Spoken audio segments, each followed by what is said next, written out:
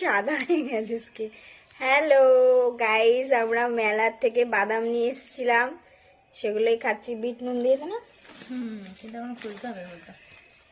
আমি একটু বেশি মোটা হয়ে গেছি না? সবাই হয়। তুমি তো, আমার তো অনেক রুগা লাগছে। এ প্রথমে আমার থেকে বেশি মোটা ছিল, আর এখন আমি এর থেকে বেশি মোটা হয়ে গেছি না? বিট নুন দাও। বিট নুন এর মধ্যে নেই বোন, খুলতে হবে। আজকে আমাদের এখানে মেলা শেষ, আরে আজকে যাবে। আজকে কি ডিজে? আজকে ডিজে বাপি।